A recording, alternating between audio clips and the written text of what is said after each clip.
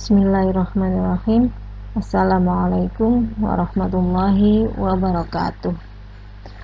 Alhamdulillahirrabbilalamin. Kita panjatkan puji syukur kehadirat Allah Subhanahu wa ta'ala bahwa sampai hari ini dan mudah-mudahan seterusnya kita diberikan kesehatan oleh Allah Subhanahu wa ta'ala.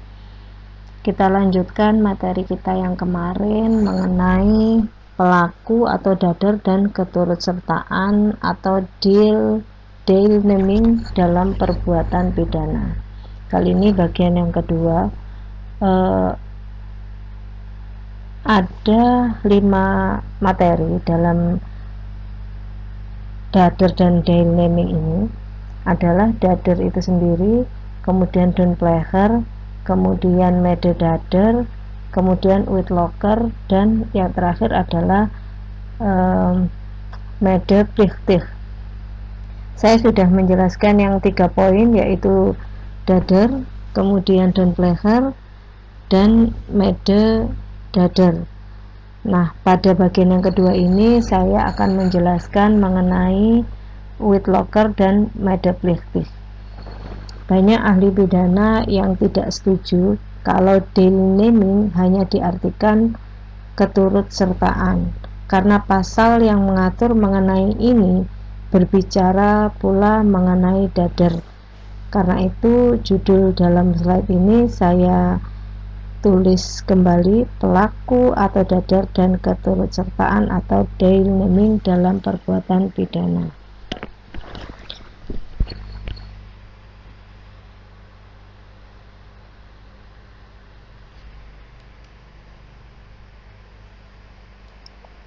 Nah, ini video yang kemarin. Nah, yang saya kira suaranya tidak keluar, ternyata kemarin speaker saya kurang keras, jadi saya tidak mendengar suara video ini. Ini adalah contoh dari satu perbuatan pidana yang dilakukan oleh lebih dari 1 orang. Melihat atau mendengarkan video ini miris sekali, karena salah satu dari ketiga orang ini berusia 16 tahun. Jadi masih sangat-sangat muda mereka ini. Ada yang 19 tahun, kemudian 20 tahun, dan ada yang berusia 16 tahun. Mereka melakukan tindak pidana penganiayaan, pengeroyokan. Jadi bukan pencurian seperti yang saya katakan kemarin. Kecamatan Kebomas. Oke, kita lanjutkan. Dalam penyataan itu ada 2 pandangan. Yang pertama dipelopori oleh Simon van Hattum dan Hazewinkel Suringa. Pandangan ini bernama Strafausdehnungsgrund, perluasan pertanggungjawaban pidana. Jadi beberapa ahli hukum ini memandang bahwa penyertaan adalah untuk memperluas pertanggungjawaban pidana, karena ada orang-orang yang dia sebenarnya melakukan tindak pidana tetapi tidak melakukan semua unsur objektif yang ada dalam tindak pidana tersebut, tetapi tanpa peran atau andil mereka, maka tindak pidana itu tidak akan terwujud. Sebagaimana yang saya contohkan kemarin mengenai perampokan bank. Ada si A, si B, si C, dan si D. Mereka ini mendapatkan peran masing-masing. Bahkan yang saya contohkan kemarin, hanya 1 orang yang memenuhi seluruh unsur tindak pidana. Jadi untuk pencurian, jadi perampokan bank itu sebenarnya pencurian yang dilakukan dengan kekerasan, ya, dan dilakukan lebih dari 1 orang. Itu adalah pencurian. Nah, pencurian ini ada unsurnya barang siapa mengambil. Nah, mengambil dalam pencurian adalah menjadi unsur utama. Apalagi pencurian ini merupakan delik formil. Delik formil adalah delik yang ditetapkan unsur-unsurnya oleh undang-undang. Nah, yang mendapatkan peran untuk mengambil ini sebenarnya yang dia sudah melengkapi seluruh unsur dalam tindak pidana dan pertanggungjawaban pidana, tetapi yang lain itu tidak, karena salah satu unsur dari pencurian ini tidak mereka lakukan. Salah satunya adalah tindakan mengambil tadi. Tetapi apakah mereka yang sudah turut serta sehingga tindak pidana tadi berhasil dilakukan, tidak mendapatkan sanksi? Nah, karena itu dibuatlah pandangan mengenai perluasan pertanggungjawaban ini. Jadi termasuk juga percobaan itu masuk dalam perluasan pertanggungjawaban pidana. Nah, penyertaan bukan suatu delik sebab bentuknya tidak sempurna. Jadi orang-orang yang menganggap bahwa ini perluasan pertanggungjawaban pidana itu tidak menganggap bahwa ini adalah delik baru. Karena kalau ini adalah merupakan delik baru, misalkan tadi pencurian dengan menghilangkan unsur mengambilnya, maka akan melanggar asas legalitas. Begitu. Nah, pandangan yang kedua dipelopori oleh Pompe, Mulyatno, dan Ruslan Saleh. Mereka mengatakan bahwa penyertaan ini adalah sebenarnya perluasan tindak pidana. Jadi, memunculkan atau menjadikan sebagai tindak pidana baru. Mulyatno memberikan alasan, sebelum mereka bertanggung jawab, sebenarnya hakim akan melihat dulu apakah orang-orang ini telah memenuhi unsur tindak pidana. Nah, jadi yang jadi fokus utama adalah tindak pidananya. Itu. Tetapi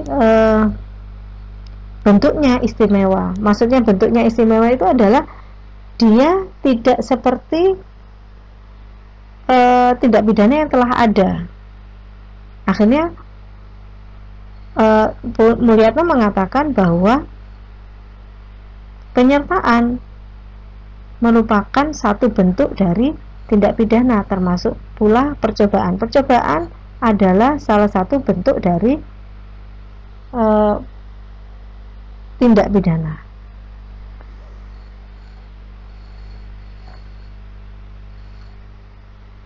Nah, ini saya simpulkan lagi, deal naming dibagi menjadi dua bagian besar ya. Tapi kalau dijadikan satu-satu ada 5 seperti yang saya sebutkan di awal.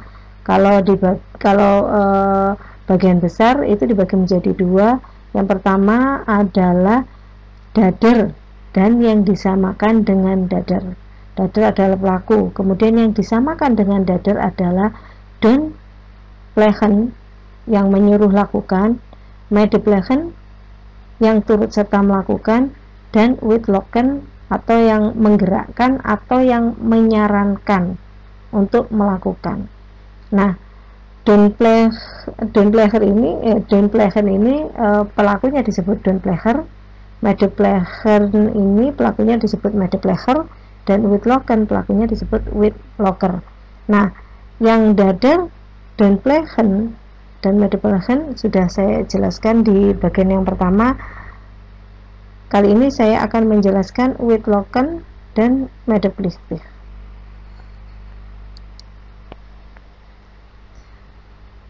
Pasal-pasal yang mengatur mengenai penyertaan, yaitu pasal 55 sampai pasal 62. Kemarin saya kurang ya, jadi kemarin saya sebutkan pasal 55 sampai pasal 60. Ternyata ada pasal 61 dan 62. Pasal 55 ayat 1 ke 1 tentang dader, donpleger, dan medepleger. Pasal 55 ayat 1 ke 2 tentang witloker. Kemudian pasal 56 tentang medeplichtig, ini yang akan kita bicarakan kemudian. Pasal 57 tentang sanksi medeplichtig. Jadi antara 55 ke 1 dan pasal 55 ayat 1 dan pasal 56 sanksinya berbeda. Jadi kalau 55 ayat 1 sanksinya penuh. Tetapi kalau pasal 56 mediplistik, sanksinya dikurangi sepertiganya. Kemudian pasal 58 tentang keadaan pelaku dan yang turut serta. Kemarin ini kita bahas sedikit di Don Pleasure bahwa Don Pleasure ini si manus ministranya itu adalah orang yang tidak bisa bertanggung jawab. Nah, saya contohkan kemarin anak kecil dan orang gila. Tetapi pada dasarnya ada beberapa orang lagi yang tidak bisa bertanggung jawab. Nah, itu sebenarnya nanti ada materi kita sendiri. Tapi saya contohkan sedikit. Jadi ada orang-orang yang tidak bisa dikenakan pertanggungjawaban pidana meskipun dia sudah melakukan delik, melakukan kejahatan. Contoh adalah mereka yang melakukan tindak pidana karena terpaksa. Atau dia yang melakukan tindak pidana karena perintah jabatan yang sah. Nah, untuk yang selanjutnya yang lain-lainnya akan kita jelaskan kemudian. Pasal 59 tentang tindak pidana korporasi. Jadi pada dasarnya hukum pidana kita itu menganut asas societas delinquere non potens. Artinya bahwa sekelompok orang, societas itu sekelompok orang, atau kita sebut organisasi juga bisa, atau kalau organisasi ini diwadahi oleh sebuah badan usaha, itu kita sebut korporasi, ya. Itu tidak bisa melakukan tindak pidana. Jadi kalau misalkan mereka atau ada beberapa orang dalam korporasi itu yang melakukan tindak pidana, maka akan ditelaah satu persatu berdasarkan pasal 55. Apakah mereka yang melakukan tindak pidana dader, ataukah mereka merupakan Don Pleasure atau Mede Pleasure dan lain sebagainya.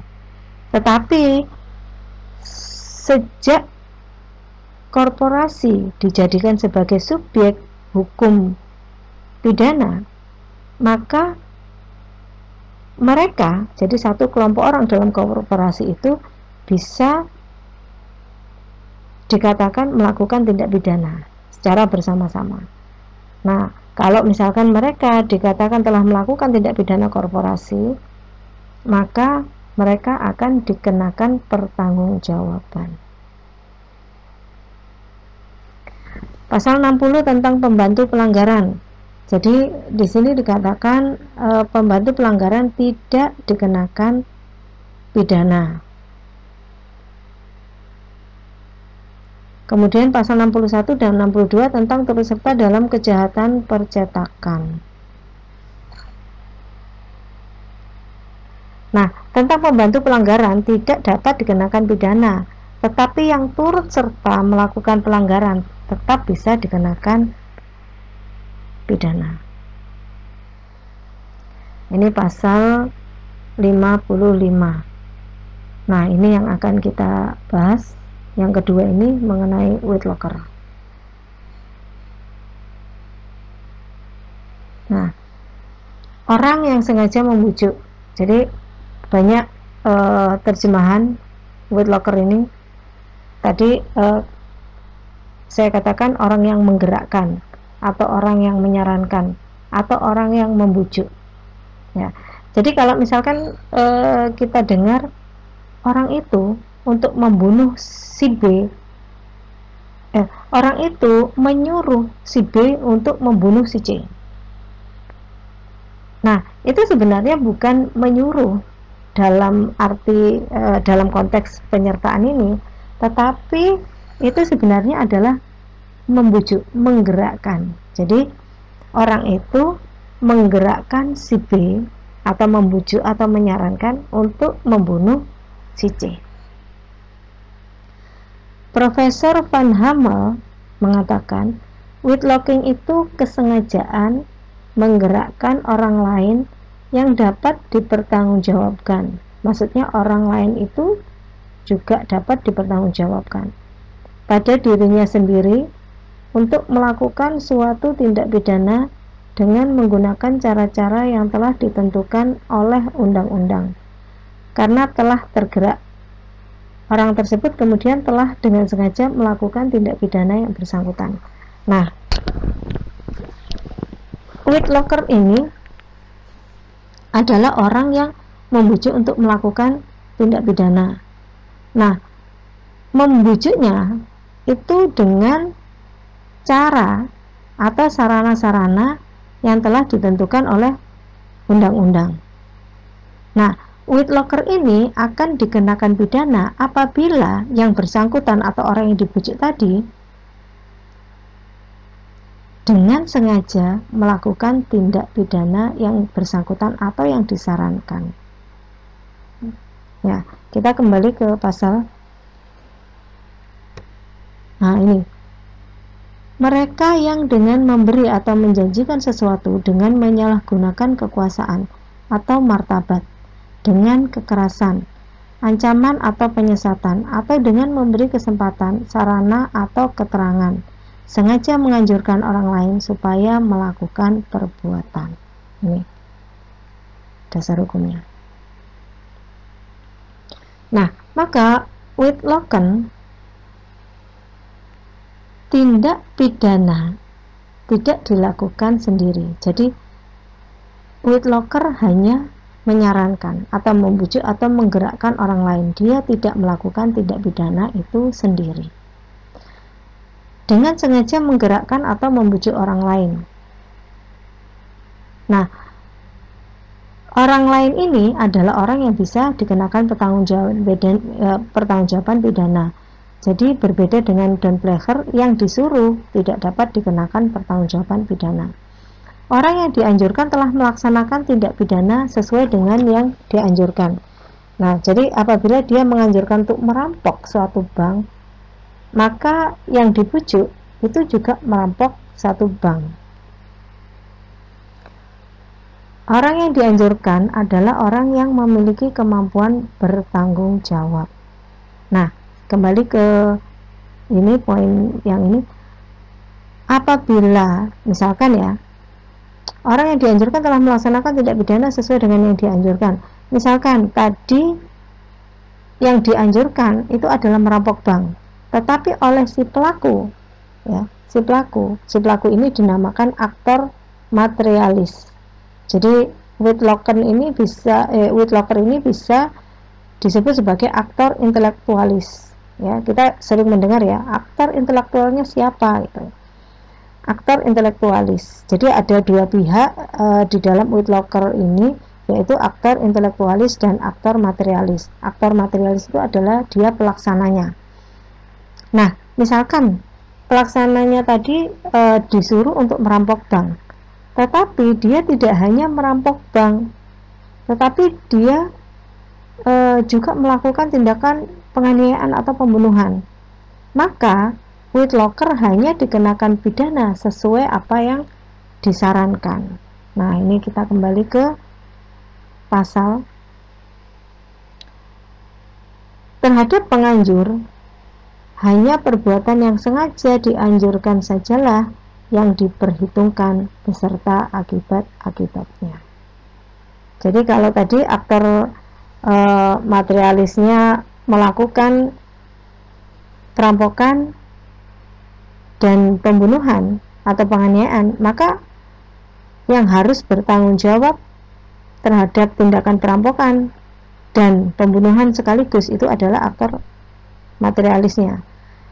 Aktor intelektualnya hanya dikenakan pertanggungjawaban atas perampokan saja, karena itu yang dia sarankan. Nah, Whitlocker ini menggunakan sarana yang ditentukan dalam undang-undang, yaitu pasal 55 ayat 1 butir kedua, dengan menyalahgunakan kekuasaan. Kemudian martabat. Jadi menyalahgunakan kekuasaan di beberapa literatur disebutkan seperti orang yang punya jabatan. Misalkan habisi orang itu nanti kamu saya naikkan jabatan. Nah, misalkan begitu. Nah, itu dia termasuk whitlocker. Martabat ini tentu saja orang yang mempunyai kedudukan penting ya. Martabat misalkan dia sebagai camat atau dia sebagai lurah dan lain sebagainya. Nah, itu dia gunakan untuk membujuk orang lain. Martabatnya digunakan untuk membujuk orang lain melakukan tindak pidana. Kemudian kekerasan, ancaman, atau penyesatan. Nah, penyesatan ini bisa kita katakan misalkan begini. Si A itu membenci si B. Jadi si A membenci si B.